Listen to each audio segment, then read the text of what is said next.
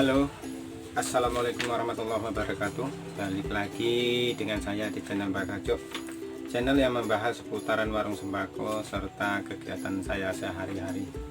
Mudah-mudahan di hari ini memasuki 10 Ramadan terakhir ya, kita masih dalam lindungannya, dimudahkan rezekinya serta dilancarkan segala urusannya, dan moga-moga saja segala amal ibadah kita di bulan Ramadan ini diterima dan dilipat gandakan ganjarannya, serta semoga segala amal buruk kita ataupun dosa-dosa kita diampuni di bulan yang suci dan barokah ayat ini. Untuk saat ini saya sedikit ingin mengulik ya tentang bagaimana caranya supaya toko ataupun warung sembako kita dapat berkembang menjadi lebih besar ataupun lebih sukses. Dalam sepengertian saya kunci untuk usahawan supaya usahanya khususnya dagang sembako itu dapat berkembang adalah fokus. Fokus di sini maksudnya kita selalu memperhatikan perkembangan warung kita. Gimana caranya supaya warung kita tadi bisa berkembang dengan baik. Karena menurut saya untuk para pemula khususnya untuk memulai usaha sembako ini biasanya mempunyai latar belakang atau pola pikir yang berbeda-beda ya. Yang pertama itu kalau menurut saya adalah latar belakang ingin mempunyai usaha karena disebabkan rasa ingin punya kesibukan daripada diem di rumah, ataupun usaha warung itu dibuat usaha sampingan. Kalau menurut saya, kalau kita buka usaha sembako khususnya itu tidak bisa dibikin usaha sampingan, karena kita tidak akan fokus untuk menjalankan usahanya.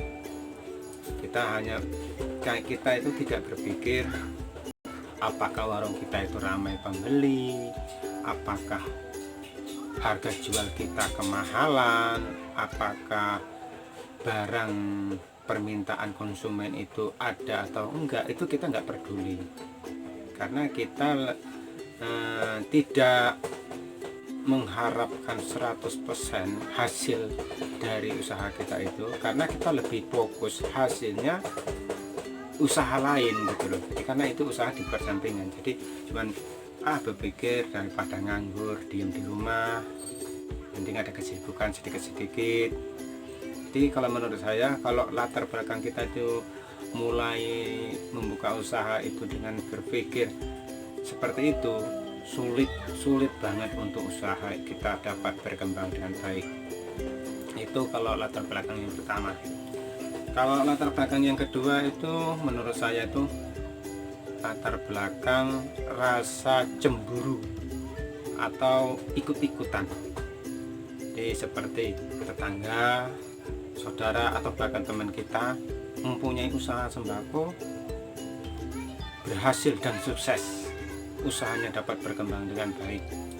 Nah, jadi kita pingin, wah enak usaha orang itu, dagang sembako seperti kayak gitu, bisa sukses, bisa maju, bisa berkembang, bisa ini, bisa beli itu, beli ini. Nah, itu menurut saya bisa berkembang kalau usaha itu dilatar belakangi dengan rasa ikut-ikutan atau cemburu dengan orang lain yang sukses. Itu bisa sukses juga, tapi dengan satu syarat.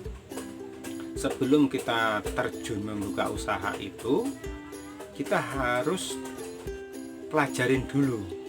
Jadi enggak kita begitu pengen punya modal langsung buka, itu enggak. Itu sama aja bohong, itu sama aja kita terjun ke jurang. Jadi intinya kita boleh ikut-ikutan. Kalau bagi saya sendiri, kita punya rasa cemburu ke orang lain yang sukses, itu wajib kita harus punya, karena itu sebagai pemecut rasa kita supaya kita tidak malas, supaya kita berpikir untuk maju, untuk berkembang seperti dia. Tapi dengan catatan, kita perhatikan proses dia yang sebagai contoh kita tadi, teman kita yang berkembang itu prosesnya dia itu gimana, kita pelajarin. Jangan kita pikir enaknya aja, oh dia udah sukses, tanpa kita pelajarin dari nolnya dia itu. Jadi kita pelajarin dulu, kita ikut-ikutan nggak masalah, kita pelajarin dulu. Contohnya kita pelajarin gimana cari barangnya yang murah, gimana cara jualnya, gimana cara melayani, gimana cara pengelolaan uangnya itu gimana. Jadi kita itu pelajarin dulu. Kalau istilahnya bila perlu kita itu sharing ke teman atau tetangga kita tadi yang punya usaha. Kita terus terang aja, kita mau buka usaha begini, pingin ngerasain juga kesuksesan yang sama yang dirasakan oleh teman kita, tetangga kita, bahkan saudara kita tadi. Jadi bagi saya, kalau rasa cemburu atau rasa ikut-ikutan itu tidak masalah, selama kita mau belajar dulu, kita mau riset dulu gimana caranya mengembangkan usaha, gimana caranya dagang, gimana cara pencarian barang, harga jualnya gimana, sampai kita pelajarin cara pengelolaan uangnya supaya tidak pincang barangnya tadi, di konsumen itu tetap terpenuhi permintaannya. Itu latar belakang yang kedua. Latar belakang yang ketiga, untuk orang pemula untuk buka usaha itu biasanya faktor ingin menjadikan usaha itu menjadi usaha pokok. Nah, kalau seperti ini, saya malah yakin 100% itu usahanya pasti berhasil. Itu yakin. Karena dia berpikir begini, kalau dia berpikirnya itu usaha itu menjadikan usaha pokok untuk penunjang kehidupan dia, keluarga dia, bahkan biaya anak sekolahnya, itu biasanya orang itu lebih cenderung teliti, hati-hati dalam menjalankan usahanya. Karena dia berpikir sekali dia gagal dalam usaha itu, jadi dia akan kesulitan dalam memenuhi kebutuhan hidupnya. Jadi dia itu pemikirannya itu istilahnya itu memang dipaksa, mau nggak mau, bisa nggak bisa harus berhasil. Nah, makanya kalau bagi saya, kalau orang berangkat memulai usaha itu punya rasa dasar ingin menjadikan usahanya itu sebagai usaha pokok dalam memenuhi kebutuhannya, itu malah yakin 100% kalau saya sendiri pasti berhasil. Karena dia itu semuanya pasti akan dijalanin dengan sungguh-sungguh, karena berpikirnya sekali gagal dia sengsara. Jadi mau nggak mau, bisa atau enggak itu harus bisa. Jadi harus sukses, gimana caranya. Jadi orang yang berlatar belakang pemikiran seperti itu akan benar-benar memperhatikan dagangannya, dia memperhatikan barang-barangnya, memperhatikan harga jualnya, memperhatikan penyediaan barangnya, memperhatikan permintaan konsumen. Jadi itu benar-benar diperhatiin, karena dalam usaha toko sembako itu perlu ekstra perhatian, karena hampir seminggu sekali itu pasti ada perubahan, baik perubahan harga barang, baik perubahan permintaan barang ataupun perubahan penyediaan barang. Kadang-kadang barang ini bulan-bulan ini, minggu-minggu ini susah, di mana harus nyari.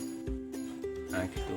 Barang ini harga modelnya tinggi, di mana harus cari yang murah. Nah itu benar-benar harus butuh perhatian yang super kalau saya bilang ya. Jadi kalau aku bilang itu benar-benar butuh perhatian untuk pengelolaan. Nah, jadi kalau mau mulai usaha, baiknya berpikirnya itu dijadikan mata pencarian pokok. Jadi jangan bikin usaha sampingan, karena sampingan itu nggak yakin, karena dari kata sampingan sendiri itu nggak yakin dengan usaha itu gitu. Jadi makanya itu jangan berpikir untuk jadikan usaha sampingan. Kalaupun dia usaha ikut-ikutan boleh, tapi dengan syarat kita pelajarin dulu sebelum memulai usaha. Dan bagi saya yang paling penting itu dijadikan usaha pokok, supaya kita lebih fokus dalam menjalankannya. Oke lur, mungkin sedikit itu yang sedikit saya bahas untuk hari ini. Mudah-mudahan bagi sedulur semua dapat bermanfaat. Jangan lupa like, komen, serta subscribe-nya, karena subscribe itu gratis. Oke lur, assalamualaikum warahmatullahi wabarakatuh.